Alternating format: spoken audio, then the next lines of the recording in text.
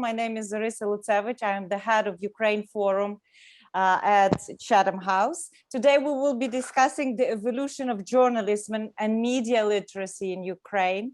And I'm really pleased to say that we have two excellent speakers to enlighten us on the progress of development of media, its challenges, and what's awaiting in the future reform. Ukraine Forum that we have set up 6 years ago in Chatham House is here to look at how Ukraine is transforming or should be transforming following the Euromaidan revolution in 2014. And we have been following closely a lot of domestic developments. And that's why media sector is one of those sectors that, thanks to our Bosch Fellowship program, we were able to take more into focus and analyze it in more detail. Our meeting today is on the record. We are recording it, as you can see, and we will be sharing a video following this event. So you can also share it in your network if you think it's useful content. But of course, media sector is one of those structural pillars of democracy. It's indispensable for citizens to be able to make right decisions. It's key to good governance, to societal resilience, and very much key, I think, to reform, because it could either be an enabler for transformation or an obstacle. And this is what we want to deep dive today into, understanding how Ukraine is overcoming the Soviet heritage of media, because Ukraine didn't end up 30 years ago just with an empty space. There was something in the media sector. What is the influence of big financial groups, vested interests on setting agenda in the country? What is media's political leverage and how it's being used? And what are some Western rule-based media versus this kind of crony type media that coexist at the same time in Ukraine? What's the impact of COVID on different models? There's plenty to cover. And of course, there has been quite a lot in the news recently with what I would call not so much pro-Russian, but anti-Ukrainian channels that have been sanctioned and taken off the air most recently in Ukraine. A lot of what we have been discussing is coming from the new Chatham House research paper that is authored by Anna Korbut, who is joining us today, called Strengthening Public Media in Ukraine's Public Interest in Ukraine's Media Sector. And this paper covers a sway of questions, which I'm sure Anna will tell us. Anna is, interesting enough, an insider. She is a journalist herself, and I always find fascinating to listen to insiders who, has been in the sector, has worked in it, and who are taking a step back in a way to trying to see the big picture. She worked as a journalist for 8 years in Ukraine. She still works as a journalist, covering international affairs for various publications. So thank you, Anna, for joining us today from Barcelona. And another speaker is Taras Shevchenko, who is the Deputy Minister of Culture and Information Policy of Ukraine. He joins us from Kyiv. He is no stranger to Chatham House. I recall 2 years ago, he was trying to decipher what Zelensky's victory mean for Ukraine and for its relations with international partners in Chatham House.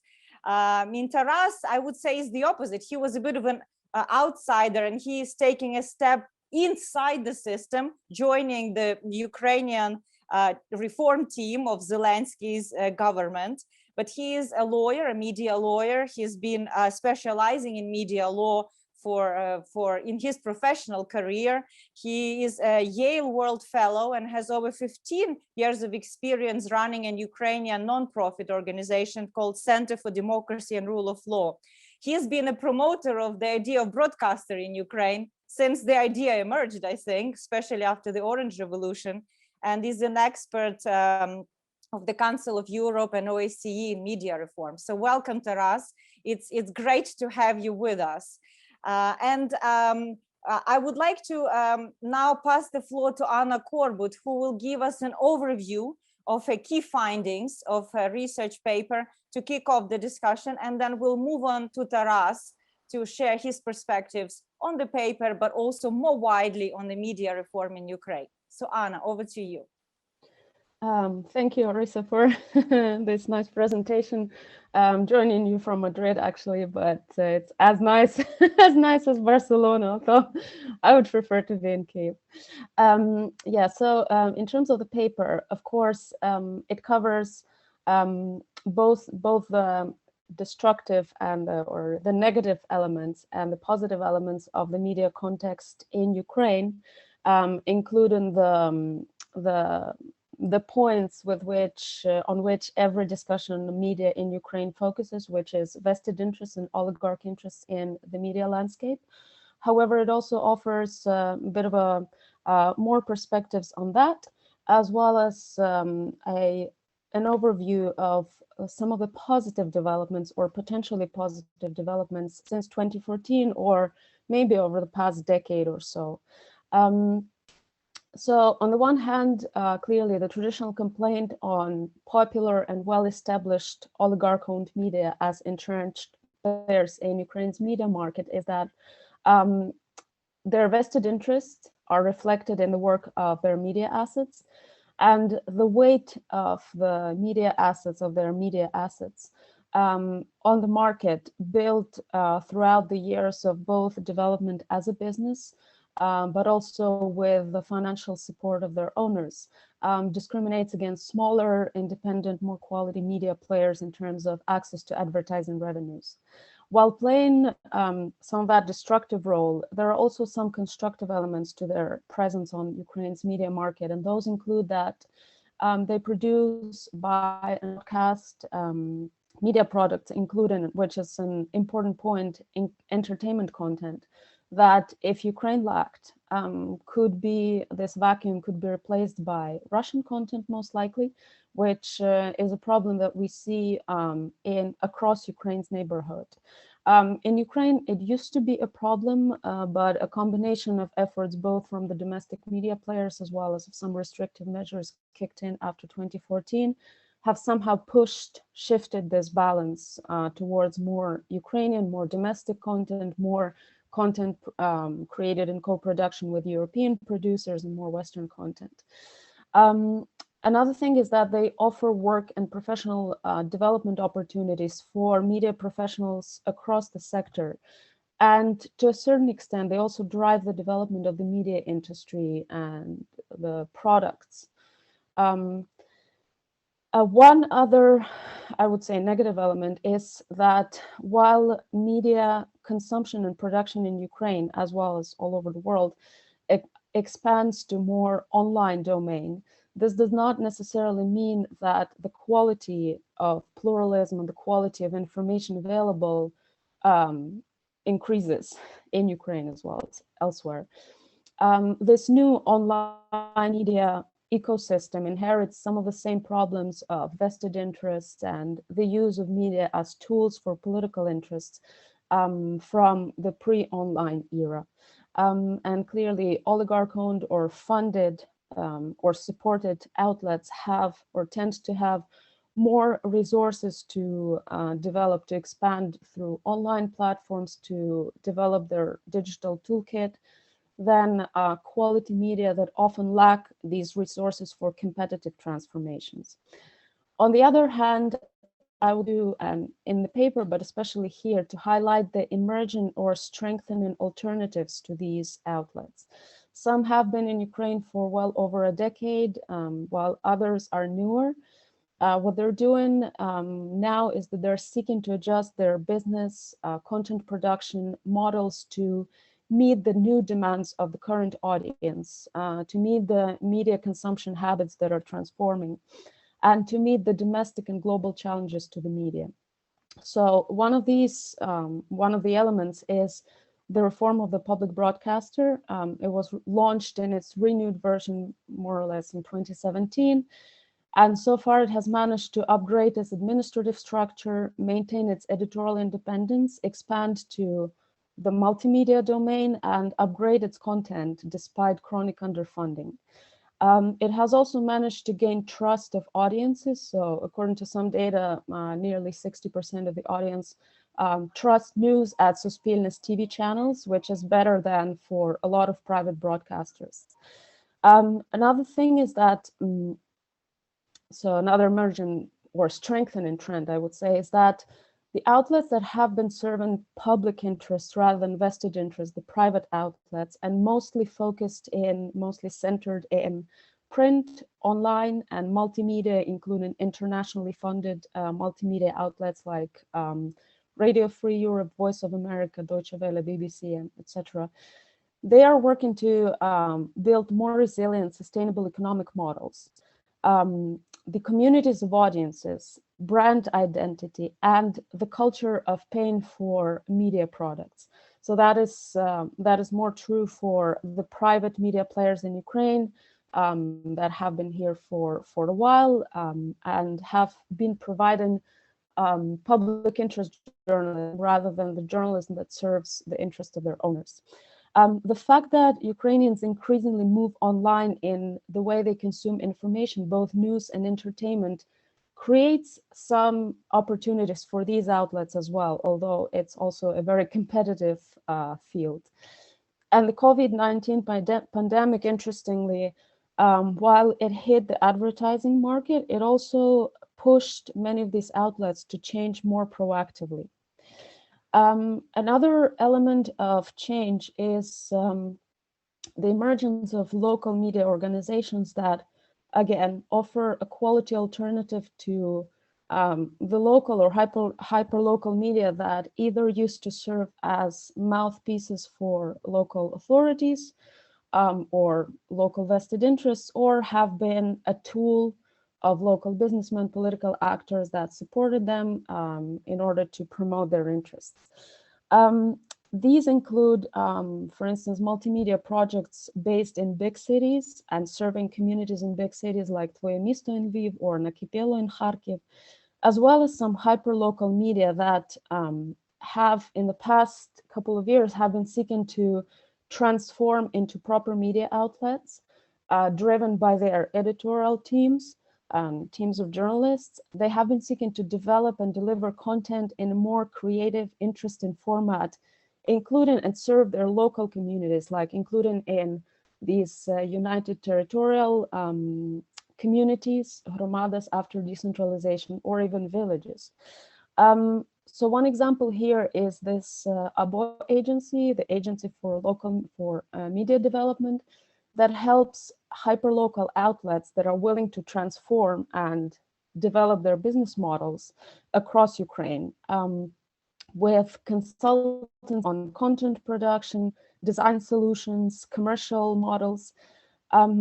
And so this kind of sharing economy approach to pooling and sharing the resources allows the agency on the one hand to offer more sophisticated solutions to a number of outlets, and the outlets on the other hand to benefit from the solutions that they would otherwise individually would hardly have access to, given their, well, comparatively pretty tiny scale and the access to a very small, if any, advertising market. Finally, one of the other positive elements is that over the past 2 decades, Ukraine's media community, comprised of both journalists and outlets specifically, but also importantly, the watchdog NGOs, has created a vibrant environment for discussing problems and solutions on different platforms, from nationwide roundtables or forums or conferences to regional or local events that focus on specific issues in the regions. They also promote quality journalism via rankings based on accuracy of content and professional standards. And in a way, this also lays the foundation for self-regulation, although in the industry, I must say that I personally believe that it will be an uphill struggle for self-regulation to get a grip on the industry, because there are too many pretty powerful players who are not interested in giving up their ability to present and peddle agendas over professional standard and ethics and quality journalism. In terms of further efforts that could contribute to strengthening the quality media environment, I would say that, and probably anyone who talks about the media landscape in Ukraine, one is to guarantee independence and proper funding for the public broadcaster. Clearly, its ratings so far and its reach for the audience do not necessarily match those of private broadcasters, but it has some other strengths that should be that are an asset and should be developed. So that's one important point. Another one is to think of support infrastructure for the development of quality media. And one example is this ABO agency, which does that on the private scale. And I think that these private initiatives are really important because they can act as a business as well as combine an ethical or professional approach to journalism. But also Ukraine needs to think of its own funding infrastructure for NGOs, watchdogs, monitoring, discussions, platforms for professional development.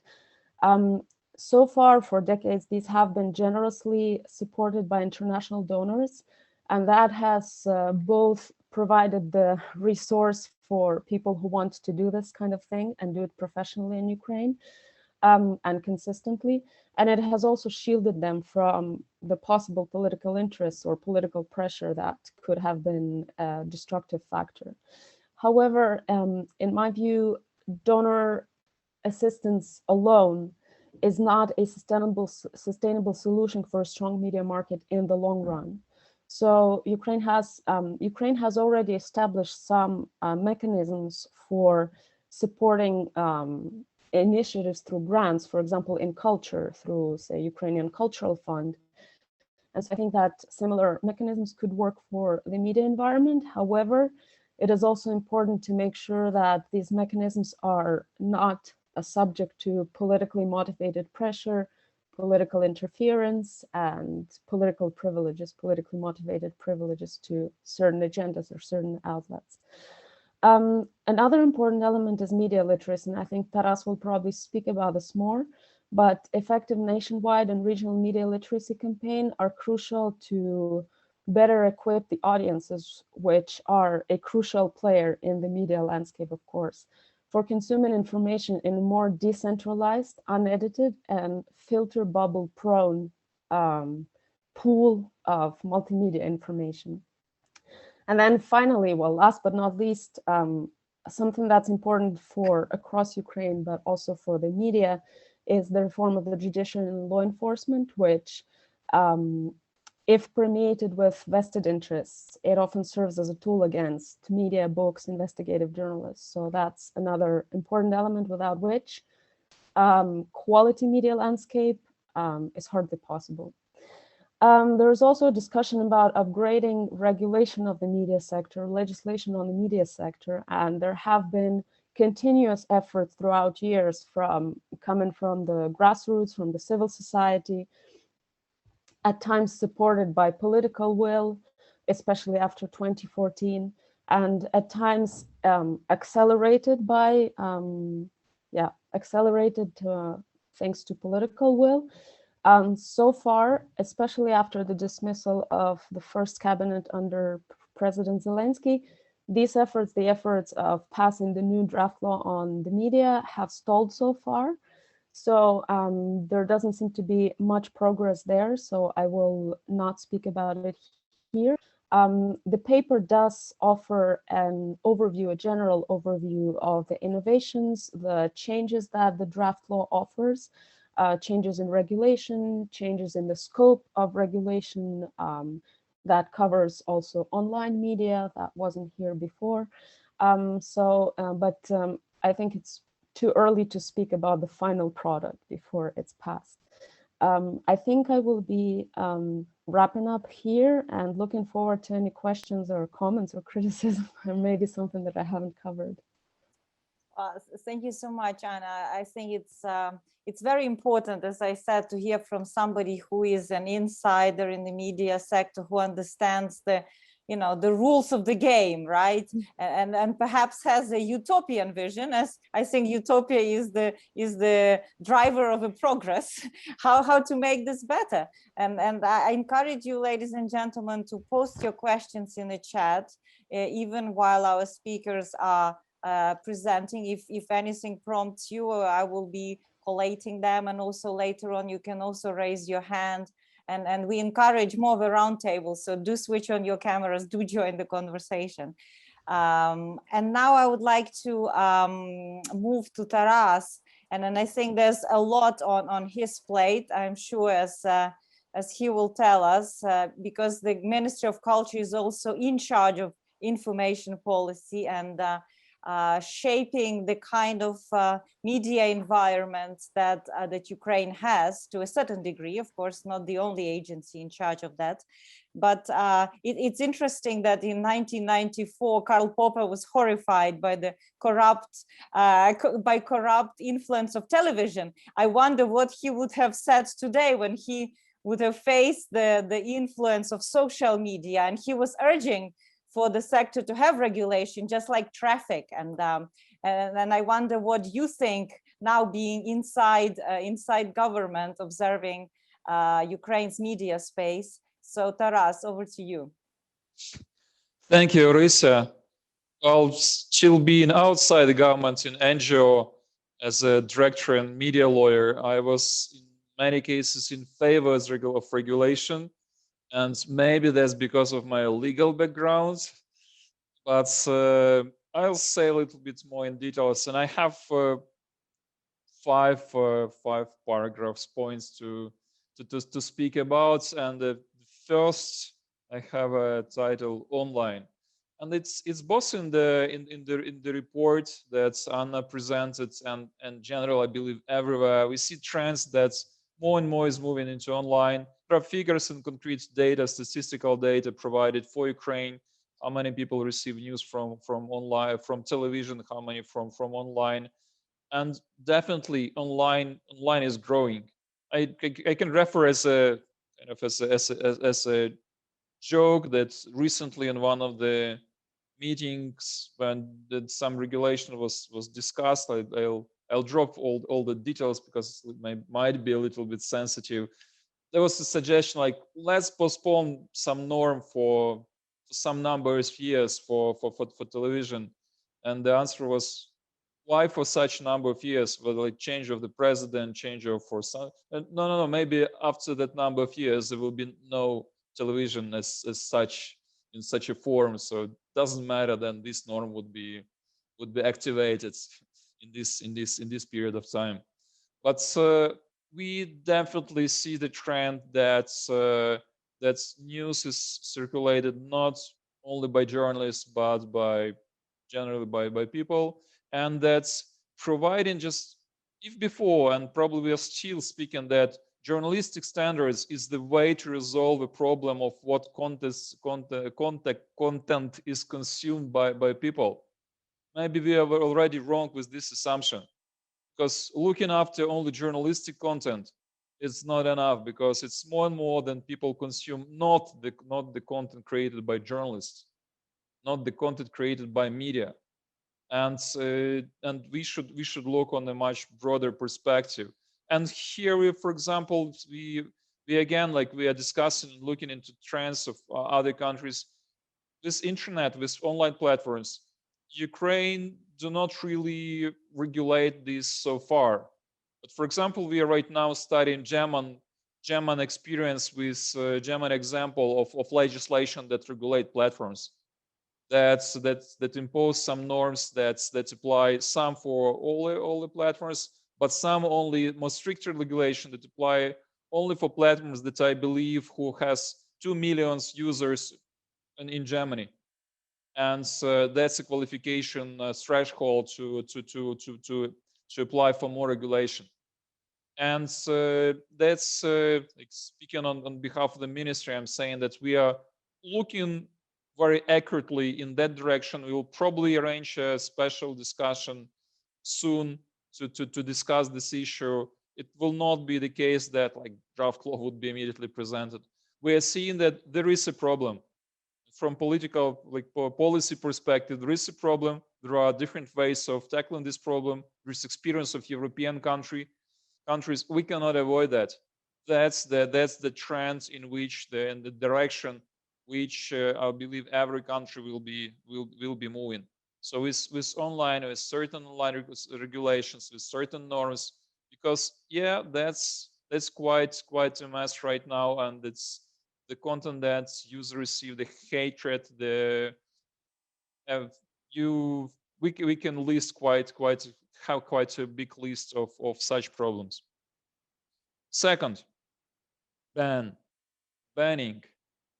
That's we had recent example of banning media who belong to Medvedchuk or controlled by Medvedchuk and pro-Russian political forces. 112, News One, Zig. Of course, you know about that. And we also really, while working on the development, and then after the immediately after the decision, we were following what the reaction will be and how this will be perceived both by Ukrainians and by foreign organizations.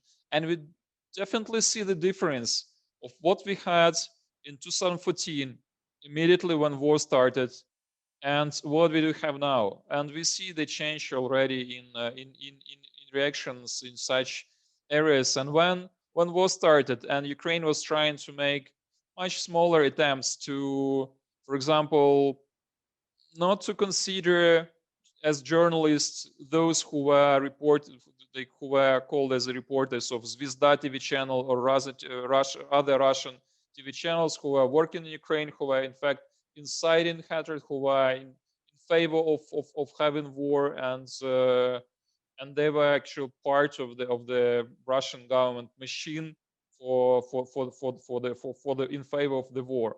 But any smaller attempt that was done in small measures that Ukrainian government was doing at that time was highly criticized by international community, by international organizations, that Ukraine should consider freedom of speech, freedom of expression, that nothing can be done.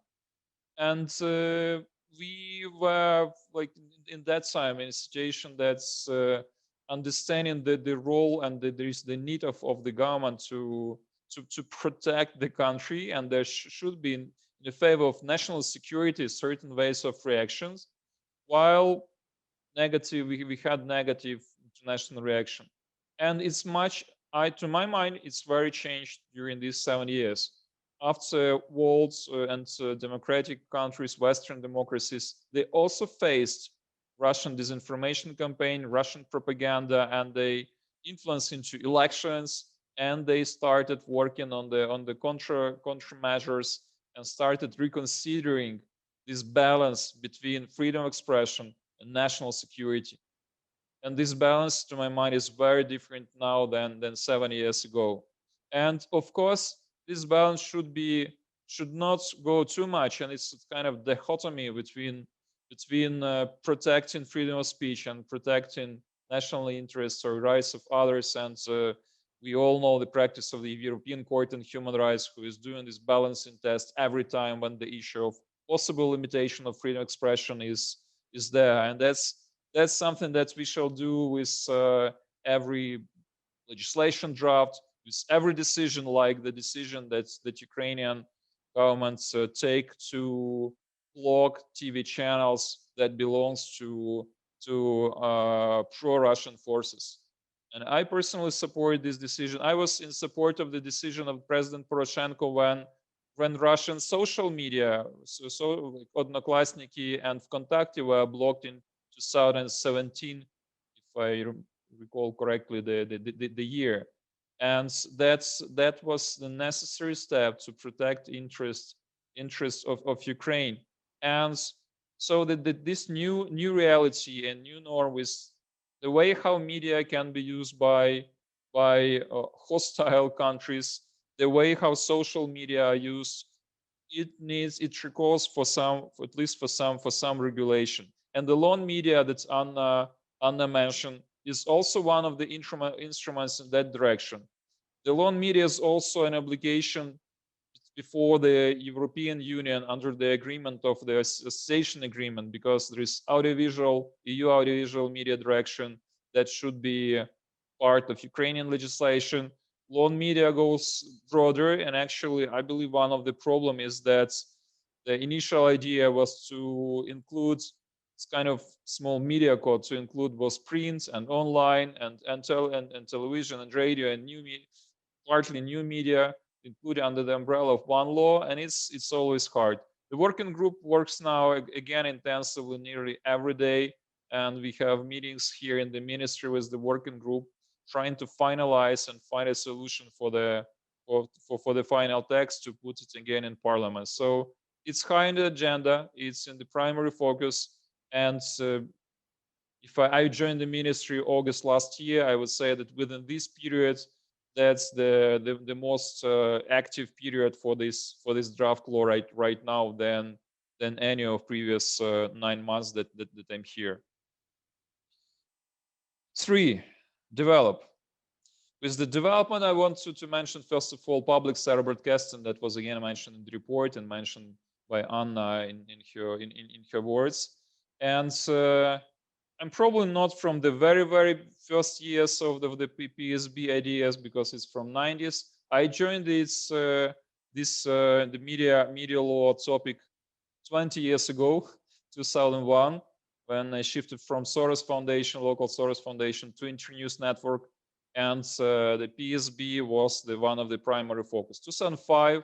We established together with other media lawyers, Media Law Institute, an NGO that I was director for. Later, changed name to Center for Democracy. And 2005 is we suggested draft law on PSB. Speaking about current situation, I want to mention that the budget that is provided now for this year is the highest that was ever provided for PSB. The change of supervisory boards and the head of the board was absolutely transparent with no political influence, and I think every national organization can approve that the selected candidates they act independently, and the head of the board that was just elected and last Friday he started his work is also has an independent position from the government.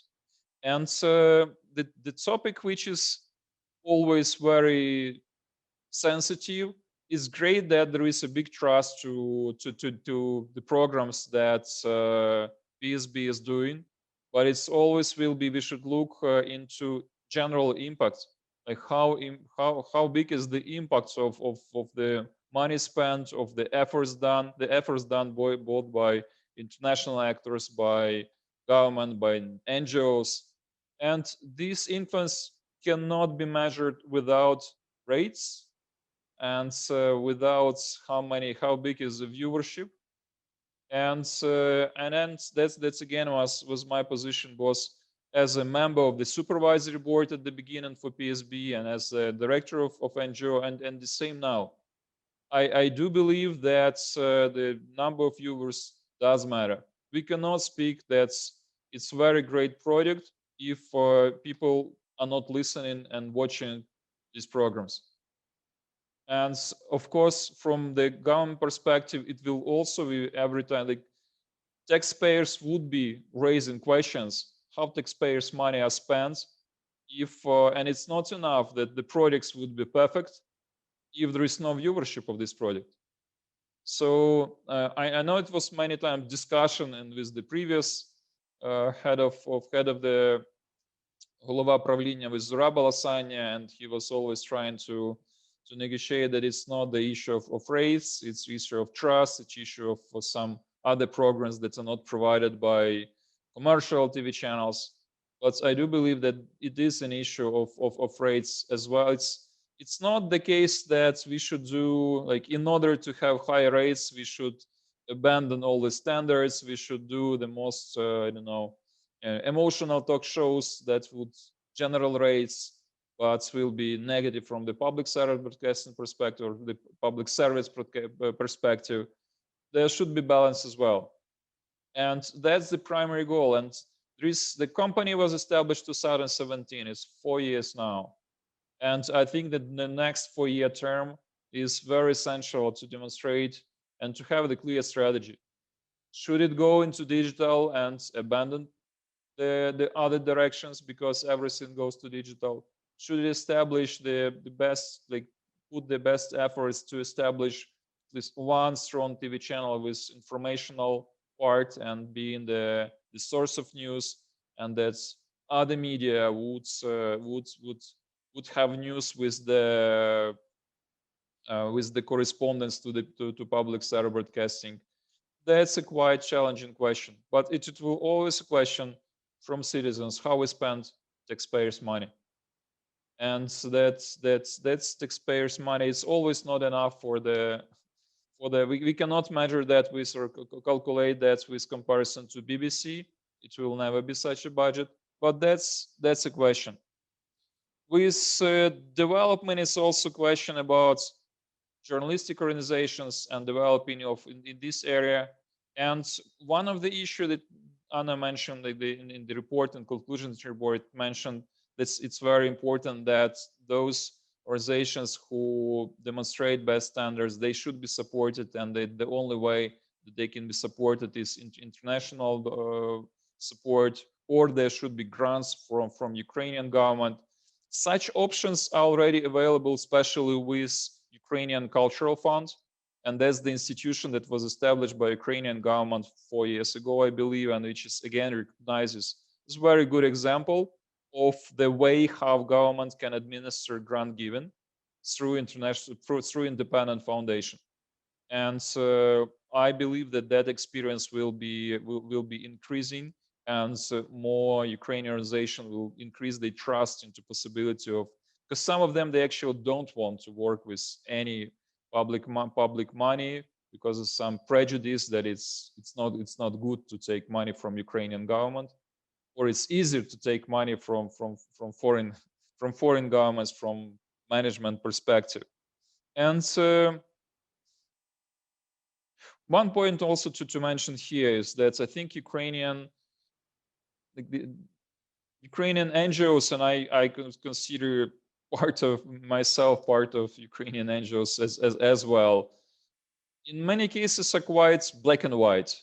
And in case of standards and in case of quality, black and white as well, with trying to maintain this very, very small white part and saying that we are very white and everything is black, there is no gray, and claim that only this white should be supported.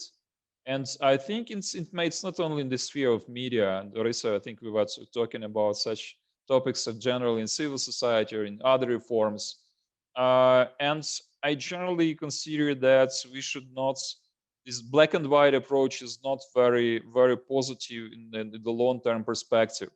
And there are commercial media who do demonstrate good standards, maybe not like 100%, but if you start measuring, this is 99%, this is 95%, this is 92%, all of them, they're pretty quality and way better than others. But if you're speaking with such numbers, it's again, they are not white enough. They do have this some minuses. And then we have quarrels with such media who would disagree that they have minuses. They actually, and they worse being presented as the best, but we still find some small spots and call them rather black than white. 4, with people and media literacy. The media literacy is very important part of our work now, and I think it's the first time when Ukrainian government called media literacy as a top policy perspective priority. There are, I do agree with Anna in her conclusions that civil society NGOs are working with media literacy for many years, and there is a need to increase the scope and increase the audience and increase the level of how far these projects reach. And so we established cooperation with international actors, especially with OSCE, with IREX, who has support now from British Embassy, from British governments, and with Internews Network. These are our main like closest partners with whom we concrete plans. And the presentation was together with Minister on April 20. There are many. It was a separate topic, but I believe I should be a little bit shorter in my presentation and stop in maybe in 1 minute. So with media literacy, it is the top priority, and many things we have in plans. And final five was rather general and final remarks and conclusions to mention. We are always constantly in situation of balancing and dichotomies between different like polar positions, with banning and with protecting freedoms, with defending journalists who are suffering under attacks. And we in ministry here works closely with Council of Europe, with being absolutely impartial and not influence public sector broadcasting, and at the same time being responsible for taxpayers' money and for the final result, so that it cannot act like 100% without any interventions with government. And I just want to finalize with this statement that we are trying to do our best to find the proper balance, and we are very helpful for advices, for support, and for such reports as Anna provided. Thank you.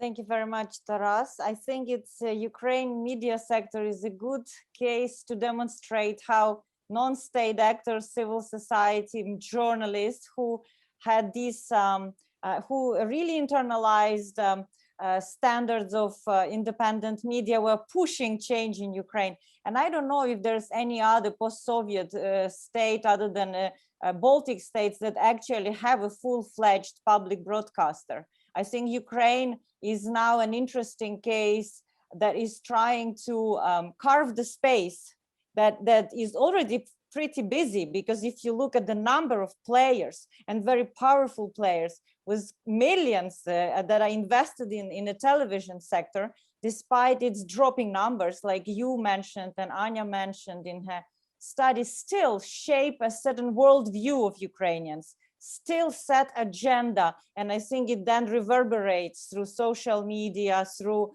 gossip, whatnot, you know, because all of this is media, right? People to people is media, like you say. Citizens are becoming journalists itself. So it's very noisy in Ukraine. But I think it's great to see that there is this nuanced and professional discussion, like Anya highlights in her paper, and like you say, that there is a working group about new media law, that it's not being rushed, that Ukraine wants to make sure it takes on board the best European standards. And maybe later, I don't know if you picked up, Taras, anything from this EU Protecting European Democracy Act, that European Union is now also thinking, how do you define disinformation, misinformation, propaganda, malign influence, and whether you think Ukraine will go, so to say, step in step with the European Union in aligning its regulation in this sector. But we have quite an interesting discussion in the chat, and I think it's very good time to bring in our participants. We have a very good group of people, some funders who are working in Ukraine, some experts living, you know, outside of Ukraine. If you don't mind, I understand that not many of you are raising your hands, but I would like to give a floor to Robert Brinkley, because he makes an interesting point, and then after him to Janet Gunn, because I like the response to Janet, to Robert's point in the chat. So there was a little discussion between the two. So if you don't mind playing it live, so to say, Robert. Okay, Eurasia, thank you. Can you hear me?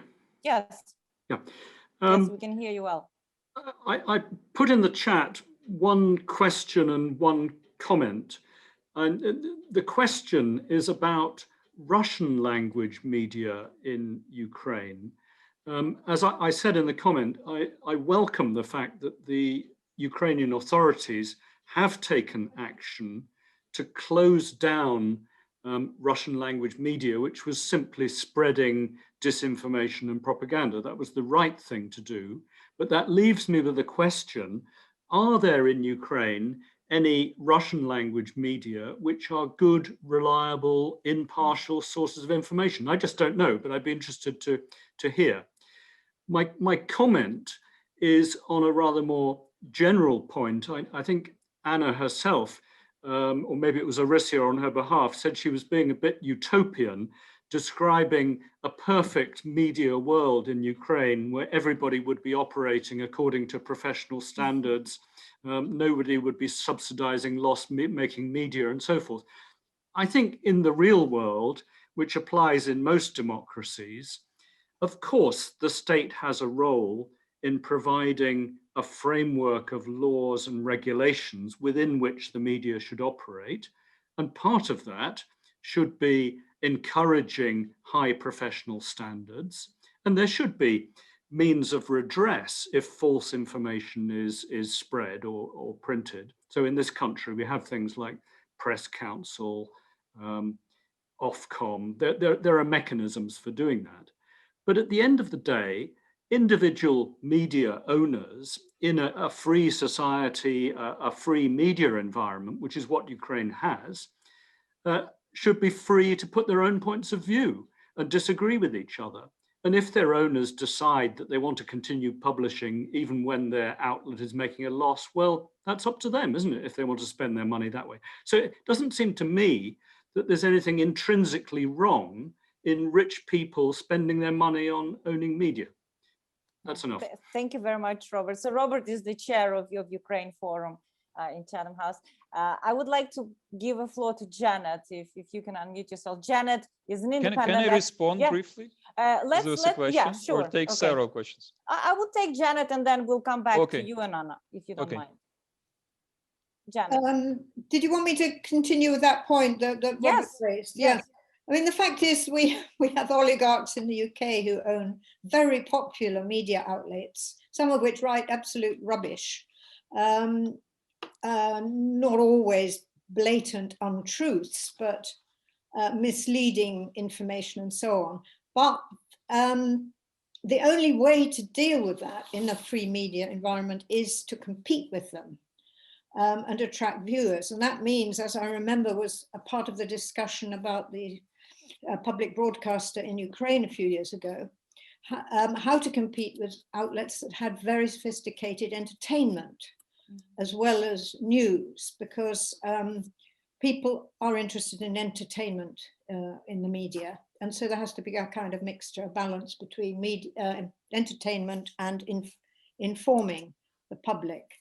And in the context of dealing with misinformation, you do have to have standards and you have to uphold them. And the UK did in the case of Russia Today, and as Robert pointed out in the chat, the Chinese outlets. So there are ways of doing it without clamping down on freedom of speech. If I may add a small comment on Russian language media. I was quite closely involved with the Baltic states a few years back. And at that time, this was in the late 90s, early 2000s, they'd pretty well stopped any Russian broadcasting in their own countries, with the result that their very large Russian communities were turning all their antennae to Moscow. And finally, some years later, the Baltic governments realized that this was a mistake, because people were listening only to Moscow and not to their own, getting information about their own countries from their own governments or their own countries. And so they started belatedly to introduce Russian language broadcasting. That's all. And my question was answered by Joanna. Thank you very much. I gather there's a new opinion poll which covers the issue that I raised. Thank you. Thank you very much, Janet and Robert. Yes, so I would like to go back to Taras and to Anna then.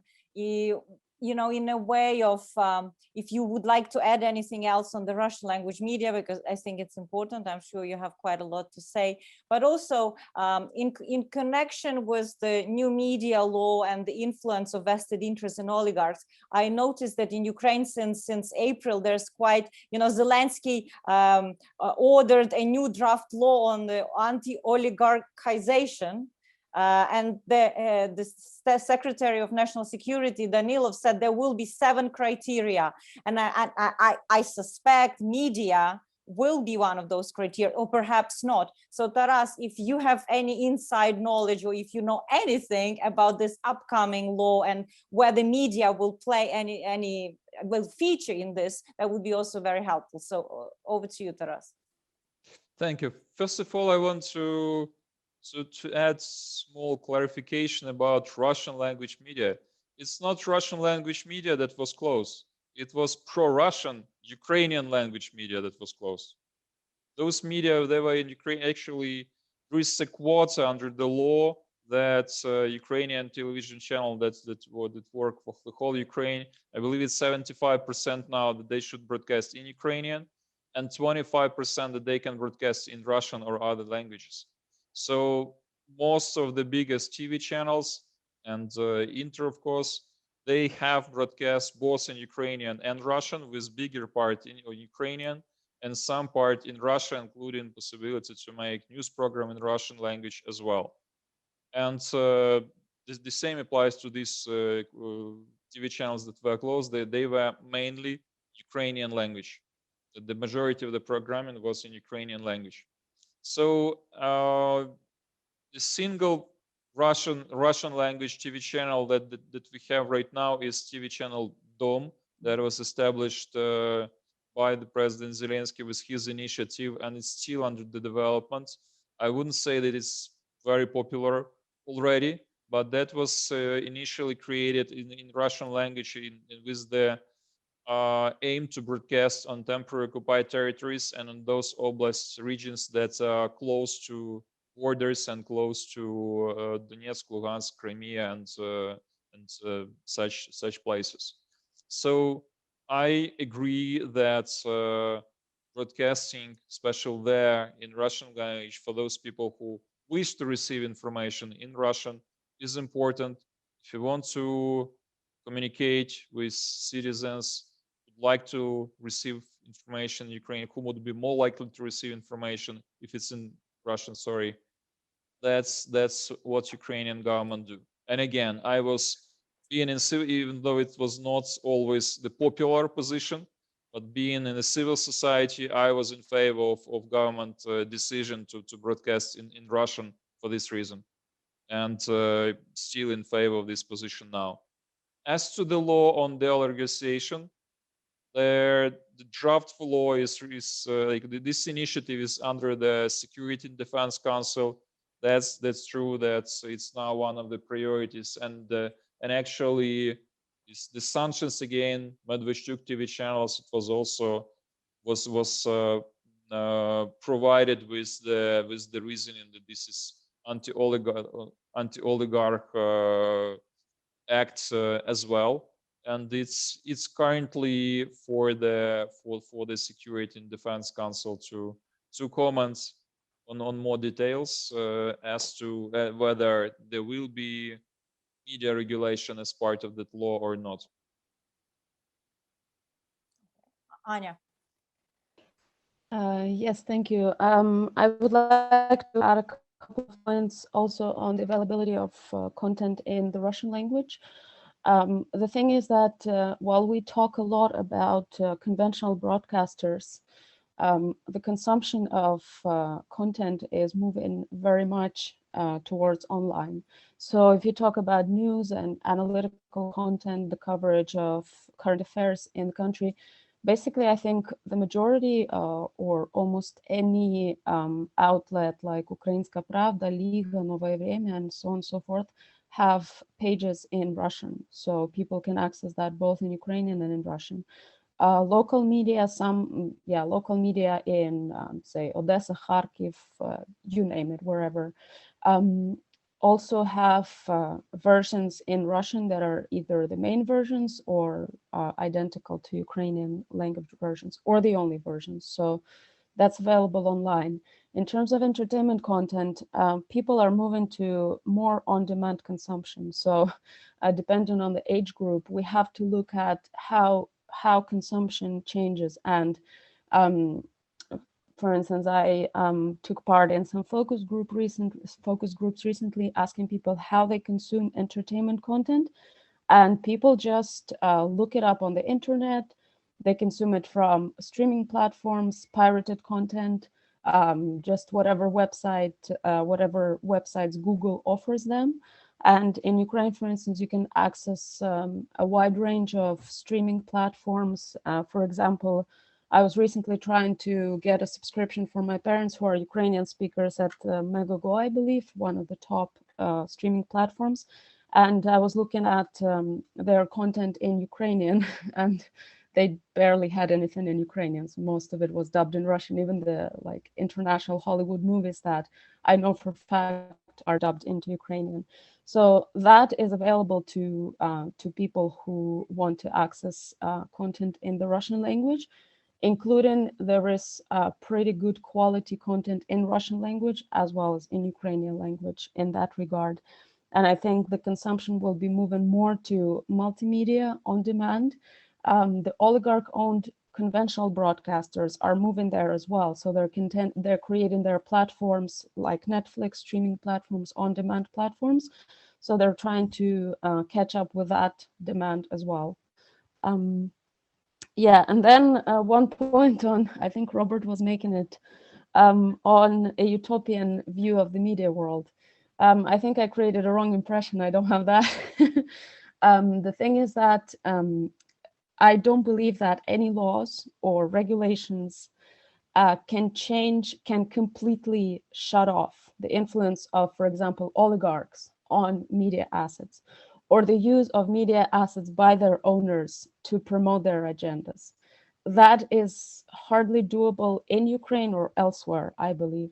That's why I focus more on indirect components such as media literacy among audiences, on how they consume information, including online. The awareness of the audiences about who owns the media channels, what their agenda are, and why they promote this agenda, so that at least the audiences are aware of what type of information they consume. There should be a discussion about the problematic aspects of information consumption as well, such as filter bubbles, because, for example, in terms of the channels, well, indirectly owned by or run by Viktor Medvedchuk, a lot of people, the surveys indicated that a lot of people chose those TV channels, and generally a lot of people in Ukraine choose TV channels or content based on the similarity to their views. And that is a problem of filter bubbles. That's what we see also moving to online. So people should be educated and told about that. And I think that it will not solve the problem completely. It will not create an utopia, but it will, it can deliver improvements by contrast to not having those efforts at all.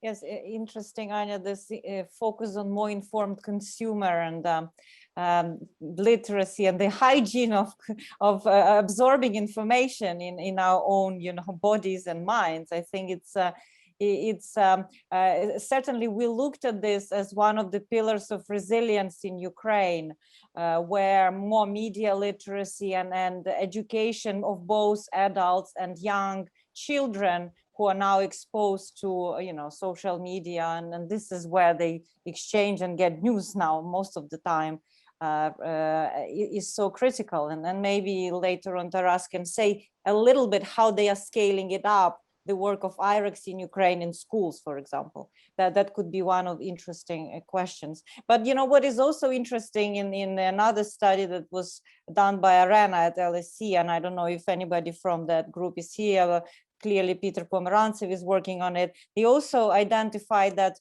there's quite a lot of anti-Western disinformation, that Ukraine is under external rule, that it's run by Soros and all kinds of conspiracies.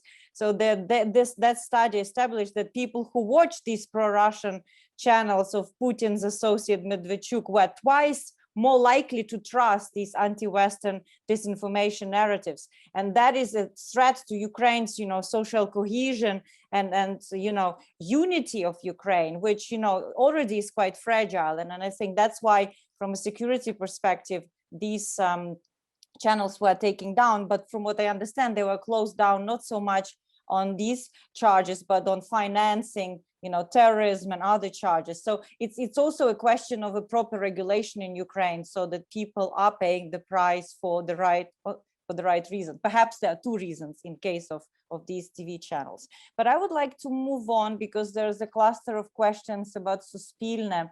One question that comes from Serhiy Chernявsky. I don't know, unfortunately, the affiliation of Serhiy, but he's asking about the new contract for the chair of the board of Suspilne and whether it's right that there are no audience quantitative indicators in the contract. So I guess there's a question whether how detailed should there be these KPIs for the head of Suspilne to deliver exactly on what Taras was talking about, ratings and impact. So maybe Taras, you can speak a little bit, and Anna too, from your experience, right? I mean, maybe you know some models in other countries that could be interesting for Ukraine. And Marina Pesenti was asking about the sustainability of Suspilne's funding, whether there will be anything in the new media law that will assure that there's no battle for Suspilne every time there's budget review, because every time everybody is anxious when there's a budget review for Suspilne. And also, should donors invest into infotainment projects? So there's a lot of questions. Well, let's start with Anya this time.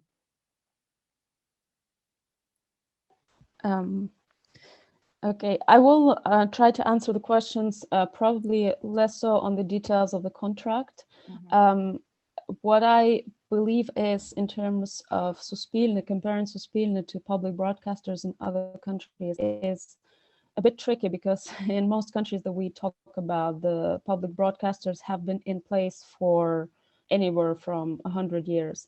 So we should take that into account. Plus, they arrived or they emerged at a time where conventional broadcasting was still the major source of content, both news and entertainment. Ukraine's broadcaster is coming into the market in a completely different time, and the time of transformation. So it's not very correct to compare the Ukraine's public broadcaster with those of Western countries. In terms of whether donors should invest into infotainment content, in fact, they do already.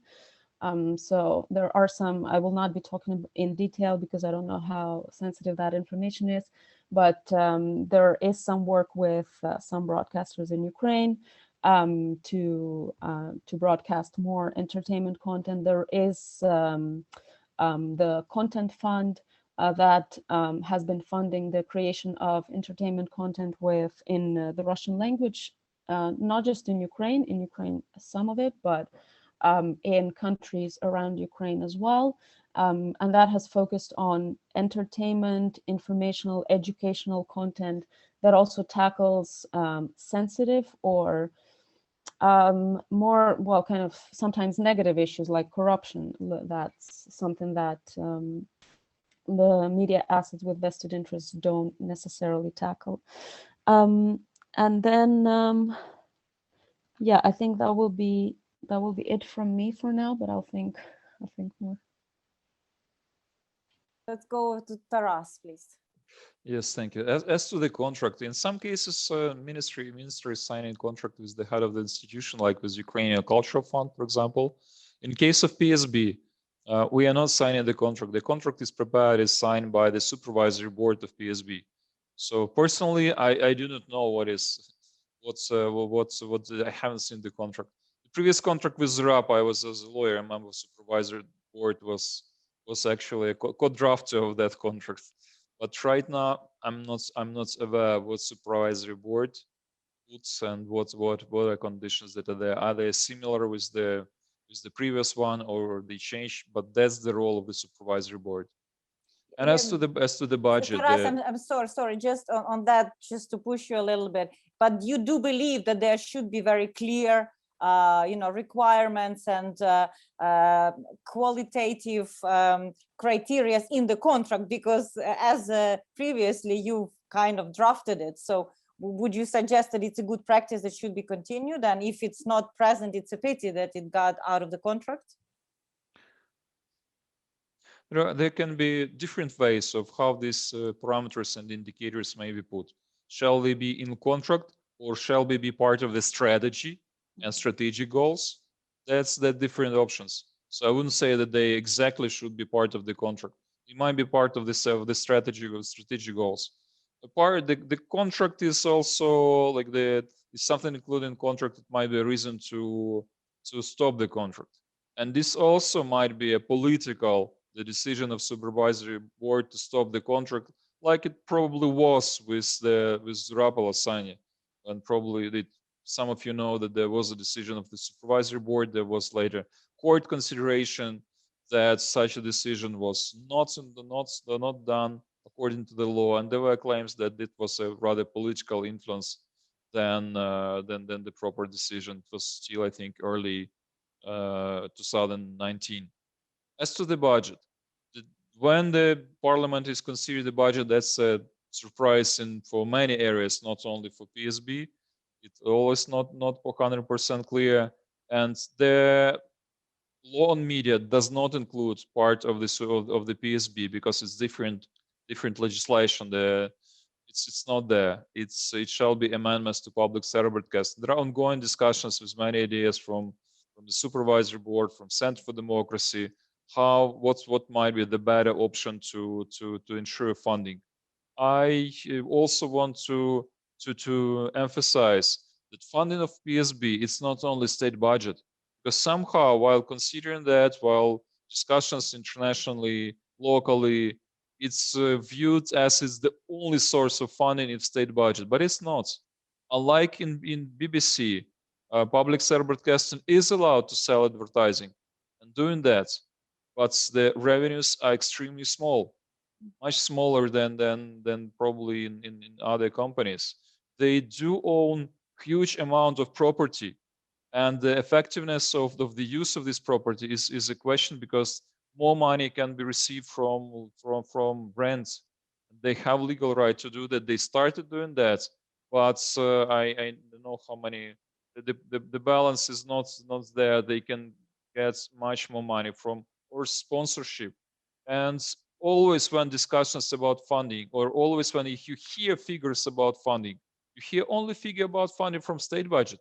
No one even operates publicly with the whole figure of everything, because it's easy to say that it's only government is not providing enough, but it's both ways. I do agree that the government is obliged to provide proper funding and allow to have other sources of funding, but the proper discussion would be about the whole budget of everything. Have you ever seen the chart with different percentage? How much percent from state budget, how much from others? I think no, never. But there's also a follow-up question, I would say, from Jacek Lisotsky, who would ask about how optimistic are you looking at the progress Suspilne, public broadcaster, has done so far. So far, we are talking, would you say you're optimistic that they will be able to conquer audiences and manage to compete, or you see it as they will be struggling for a while? Maybe we'll give, okay, go Taras and then Anna. Working many years on this reform, and from the policy perspective, I was identifying two problems when we still had state TV, Национальная телекомпания Украины, and these two major problems, one is solved, one is not really. The first problem was that government was brutally using state television and state radio company to disseminate the worst disinformation and political brutal materials. I mean, before the reform started. So that's the government was using these resources to disseminate the worst, and especially during election time. This problem is solved. It's not the case now. The second problem was that society is not provided with balanced and objective information. And this problem is only partially solved because society in the majority is not receiving the information that PSB is preparing. And the future is, my general logo in my life is that optimism is our moral duty. We should be optimists always. And Yes, that's, I think that's also a quote from Popper. it is. Optimism is a moral duty. Exactly. Right. Very good, It's Taras. somehow I think refers to Kant before the Popper, but Popper was using that as well. A lot, yes. Okay, excellent. And I think also, you mentioned the funding model. In the UK, it's also the taxpayers, it's the TV license, it's everybody who has a television is donating to BBC de facto. Anna, what's your opinion on the prospects of Suspilne? Well, I would choose something between optimism and pessimism, and I would say that it's work in progress.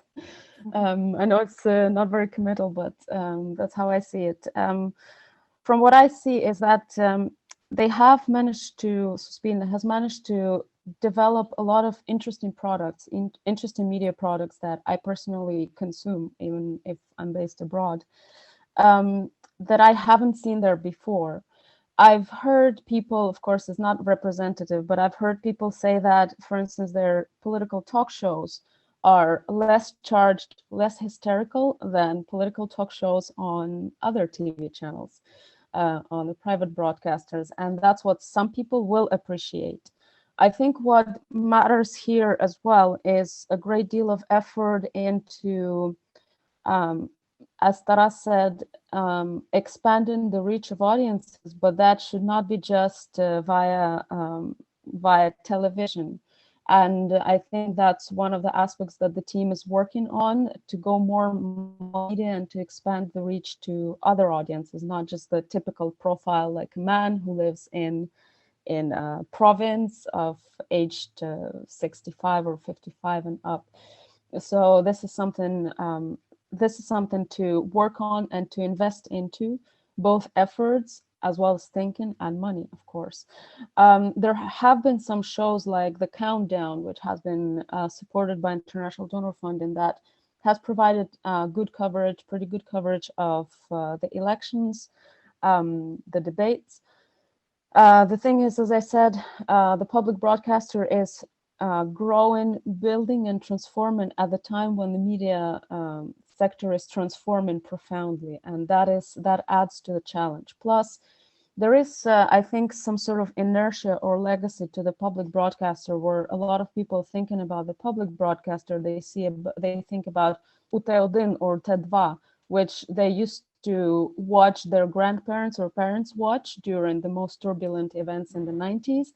They find it pretty boring, and they don't, while surfing, or they don't have the brand loyalty, or they don't know the brand. They don't know how the brand has changed. So I think a lot depends on whether Suspilne manages to make its brand recognizable, to build some sort of audience loyalty, which is especially difficult in a very decentralized, very spontaneous media environment.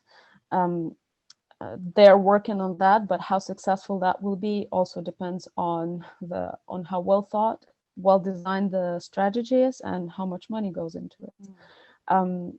Yeah, so I will stick to the moral obligation of a working process. Right. I mean, fascinating. I think that it's quite significant that we spend so much time on public broadcast and the importance of its development. And I'm sure that we'll be following it closely. But here I have a question from James Nixie, who is the director of Russia and Eurasia Programme. That is, I think it's a good one to finish, because as we know, leadership matters, and it's the current president has a career in television and entertainment, and the previous president actually owned a TV station before becoming the president. So we had two presidents that are no strangers to television. Here, perhaps Zelensky is more focused on entertainment. But do you think that this could have a positive impact on the future of this television landscape? Can he be lobbied in any way in this respect? He may well return to the sector one day, I guess, and he would benefit from more competition and higher ratings. So I mean, maybe we'll start with Anya and give Taras time to regroup how to answer that question, being in government himself. But you know, Zelensky is somebody who is often hard to catch in his personal views on some things. He's trying to avoid. Do you think he gave us enough signals and understanding how he would like to see media sector in Ukraine developing? Tough question. Well, I think that his background in television and in media is mostly commercial and driven by, well, demand and by what the audience is like.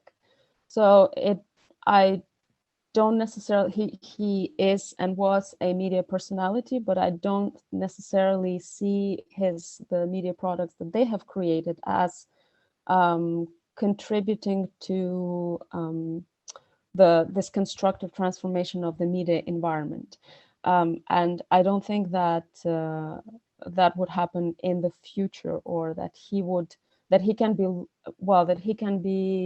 a very passionate advocate of the change in the media environment, like quality changes in the media environment and sustainable changes in the media environment that we're looking for.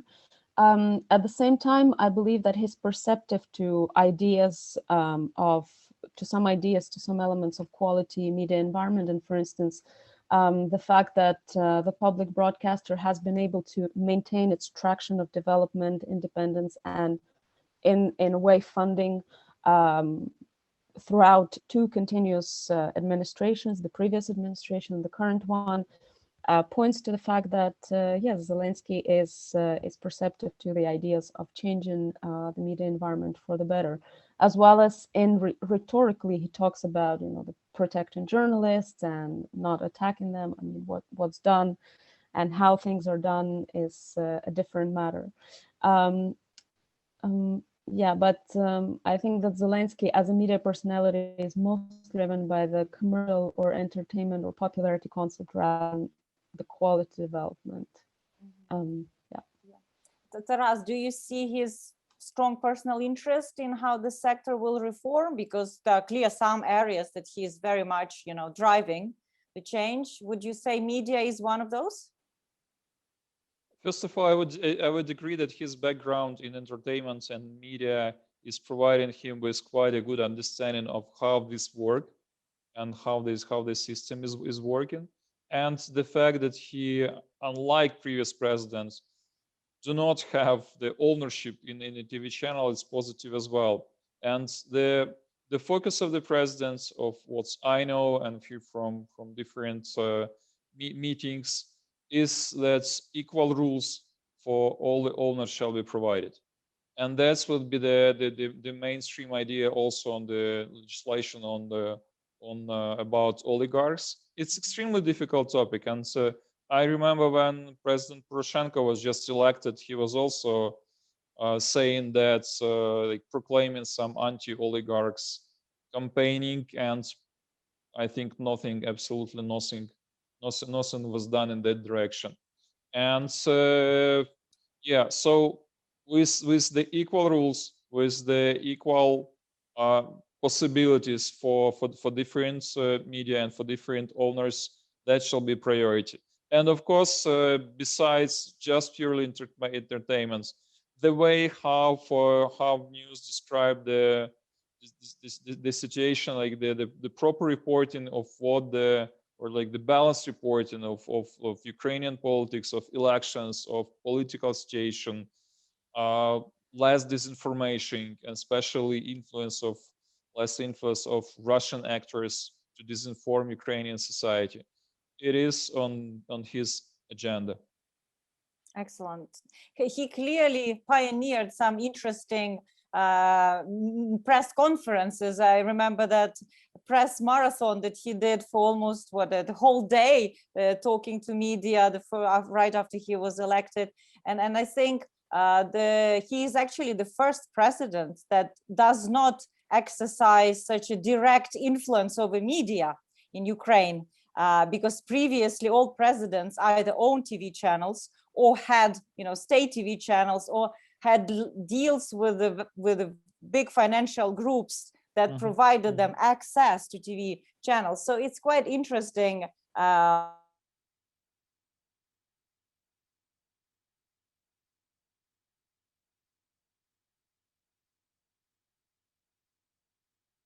More question, and I see it's coming from Max Hunter, who is saying, when Mr. Shevchenko says he does not want a black and white approach to media accuracy, which specific gray areas is he willing to permit? Very good question. By the way, you mentioned about press conference the president, and there will be one more of very soon, I believe, in few days. Actually, tomorrow there will be next big conference, and it shall be some innovative approach, as it was announced as well. One concrete specific example that I can refer answer to this black and white question. For example, I read every day Ukrainska Pravda. Or like I also read Liga Nets and Rak. I think these media are pretty balanced, professional, and with good standards. At the same time, when there are like initiatives to identify like the percentage of like mistakes or bad materials, they will still identify some in this media. And this is provided that's like even this media, they have mistakes. Mistakes actually, as they might be not even like intentional, and the approach to mistakes in Ukraine is pretty different than in Western countries. And even like proverbs and saying that like in Ukraine, you say that fool people only тільки дурень вчиться на своїх помилках. The only fool person learn from his own mistakes, but the wise person learn from mistakes of others. That's absolutely wrong concept, and it's different from what I believe was said by someone in England, not by Popper. that's wise person is learning from his or her mistake, and fool people is not learning from his or her mistake. But mistakes are absolutely essential part. And so like disgrading one of the best media because of some mistakes, and we are refocusing on mistakes, and we are moving discussion and like having already creating some conflicts because they disagree. They also like start arguing that that's wrong, and instead of enjoying the fact that they were called actually best media, yeah, and discourse about that, we have discourse about, was it really a mistake? Is it important mistake? Is it gray? So that's a little bit more to clarify what I mean. Okay. And just maybe on a similar question about the media community and watchdog, its watchdog function, Anna, you write quite a lot about the importance of this vibrant media community, media NGOs in Ukraine. Do you see any scope for their own improvement? How could they further drive this media reform that we've talked about? Or do you think they are doing everything fine? It's just perseverance that is needed. Well, I agree with Taras that it's hard to just measure the quality of media in just black and white terms. So there should be some space for maneuver.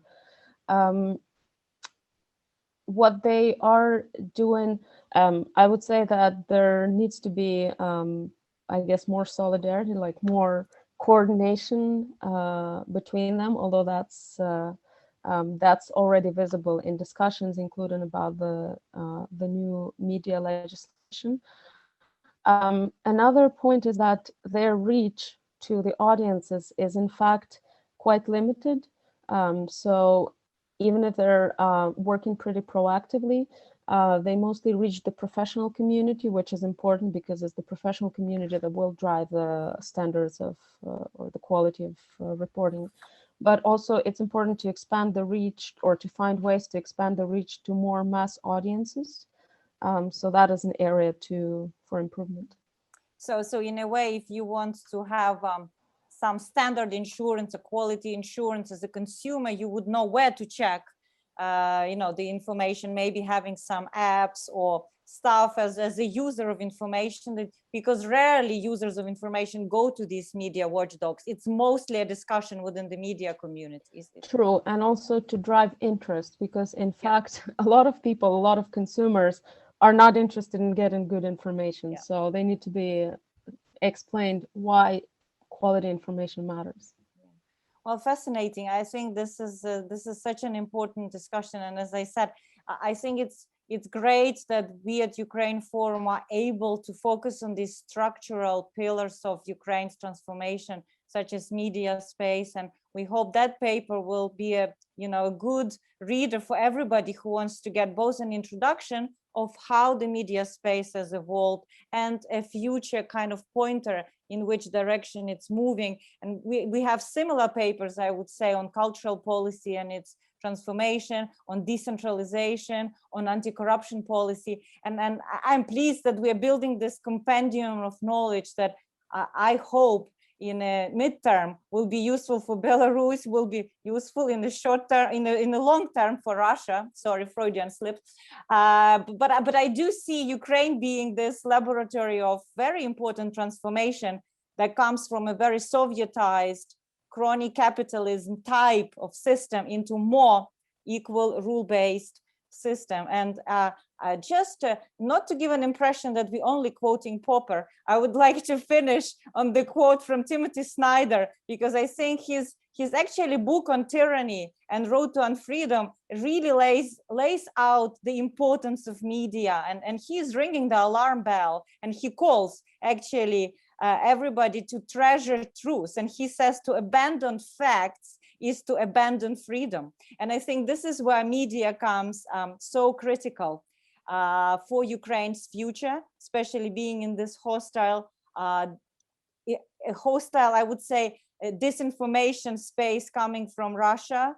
And that's why I do hope that those who are joining us today, funders, media professionals, researchers, pay attention to how media space shapes and how committed